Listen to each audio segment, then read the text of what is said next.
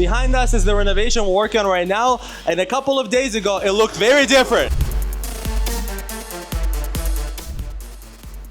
What do you mean you can't finish the job?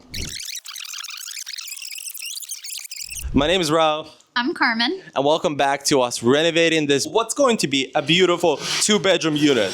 Not beautiful yet. No, not beautiful yet, for sure. As we talked before, we have a $40,000 budget to renovate this whole unit. And right now, we're finished with demo and we're starting to put framing in. So let us walk you through what this unit is gonna look like.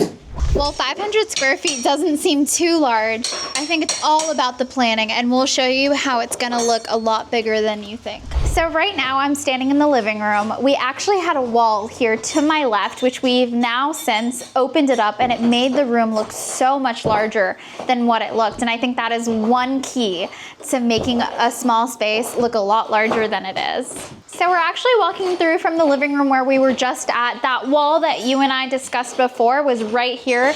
Oh, I hope that's not a live wire, right?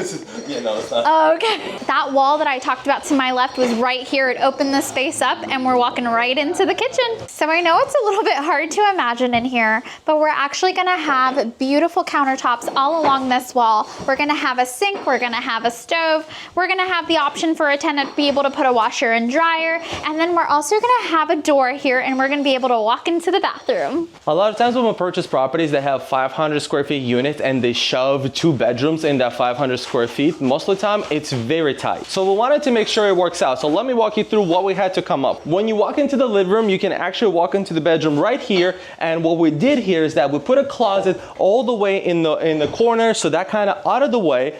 And we tried to measure that the tenants that would be living here would want to put at least a queen bed, and therefore we wanted to go by the measurements of a queen bed and a nightstand, and to be able to fit a dresser and a TV on top of it as well right here. The original wall was supposed to be here, but yesterday after talking with the contractor, we decided to move it a little bit, about a foot. 1 foot in this bedroom makes a huge difference. You'll be able to fit a queen size bed and 2 nightstands, no problem. Now let me show you the second bedroom. The second bedroom access actually is going to be through the kitchen area. So there's going to be a doorway right here, which we already have. We just need to put a door here. And while it's a little dark, you can actually be able to tell that here we came up with a very creative way to fit a closet and be able to think about if the tenant would want to do a queen size bed, again, with the dresser here. There actually used to be a doorway right here to the bathroom. So we decided to fully close that in and create a closet right here. What this does, it actually hides these columns. And that was one of the biggest challenges with this basement unit, is that there's these 3 columns here, and we had to figure out the best way to hide them so they're not like sticking out and being an eyesore.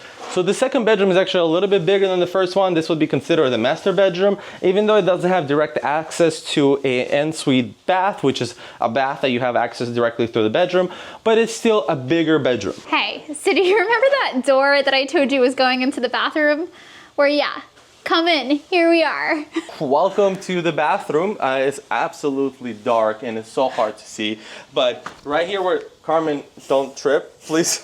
Right here where Carmen is standing will be a shower. As you guys can see, she's showering right now. I please ask you not to look, okay? Next to it will be a toilet, and the sink will be right here where I'm standing. It's gonna be a pretty good size, I would say a pretty good size bathroom for a 2-bedroom, 1 bathroom. It's one of the bigger bathrooms for sure. The one thing that I like about this bathroom is, although it may feel a little bit more narrow, it is kind of long, which I think is really nice and will give people that like spacious space here to do what they need to do. I actually even had a crazy idea to potentially put a double vanity here, but I don't think that might be a little overkill. My design brain juices are tingling now. Well, design part is going to be pretty fun. So it's enough with the unit. We're going to get out and we're actually going to answer some of the questions that came in the last episodes. All right, bye guys.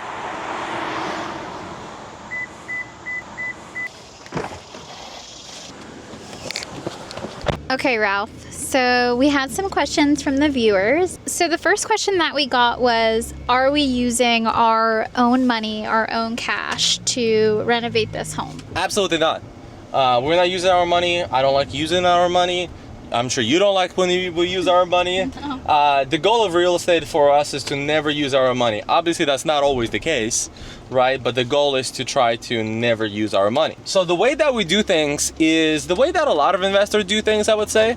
So we work with what's called the hard money lenders, and To kind of go very quickly into detail, is that hard money lenders are lenders like banks, whatever, for investors. And what they do is that they require you to put down, like regular banks, right? While regular banks require you to put 25% down, we're able to put 15% down when we're buying the property. And the renovation budget is actually part of the loan. So we told this lender that we're gonna spend $80,000 for renovation on this unit, and they just gave us an account per se that anytime we're done with the renovation or we need the money for the renovation, we just tell them like, hey, we're doing this, they send us the money, and that becomes part of the loan. And it honestly is awesome. We never have to worry about using our own $80,000 towards renovation. So the second question that we got was, how are you getting all of your money back? Which is a really great question, since we keep saying that we're buying this property with none of our own money. So let's break down the numbers. We bought the home for $195,000. We estimated that our budget to renovate was about $80,000 to $100,000, and all in with our closing costs. So when we were purchasing the home, we spent about $10,000 in closing cost, and all in we're at about $285,000. So after we finish all the renovations, we are essentially going to loop the bank back into this process. We are going to do what's called a refinance of the home. We're going to refinance and try to pull all of our money back. Because this is considered a business loan, because it's a 5-unit property, we're going to be able to refinance at 75% loan to value. And with that, so when we first bought the home, we were able to hire an appraiser that was able to let us know, hey, this property is going to appraise once it's fully renovated, and once it's fully done, it's going to be $390,000. So 75% of $390,000, we're probably at around $292,000, $293,000 if I have my math correct. So if we're all in at $285,000, we're essentially getting all of our money back and probably even pocketing about $5,000 to $7,000, we hope, if our renovation budgets don't go over. Well, one thing I do want to mention is that we are going to have some closing costs when we're refinancing the property. So when that happens, it's going to be another $5,000 to $7,000, which is going to equate what that leftover that we had. But so if we use that, essentially we have none of our money left into the property after we renovate the property and refinance it. Yeah, no, good point. Thank you for reminding on that. So it's technically not money in our pocket, since we are going to essentially pay that in closing costs at the end, but we're technically at zero. So that's a really, really cool thing that we're doing. And how often do you get an investment that you can buy with zero money into it and have a $1,700 a month income? Which was what I was about to share, is the caveat after all of this, is we're making this property so beautiful, so nice, and so nice for future tenants. And then we're going to be able to pocket $1,700 in monthly rent net to us. Which is going to make us one step closer to those goals. Let's go. Yeah. Let's go.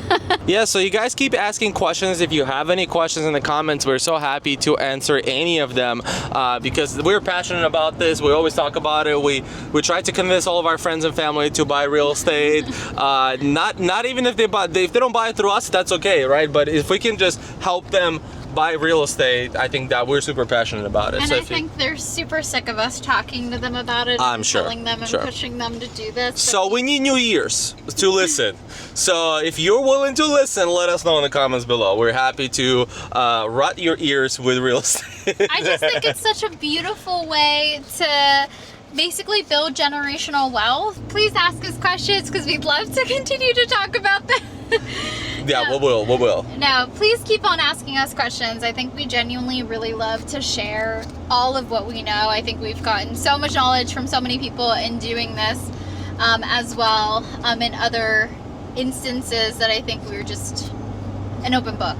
So for sure. Yeah. Actually, stick around. In this episode, we're gonna start looking at some stuff. I think we have to look at flooring. Gotta start looking at paint.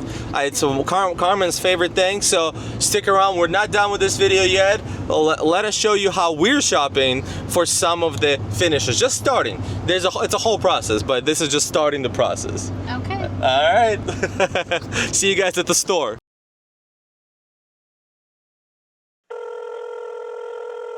Hey, how's it going?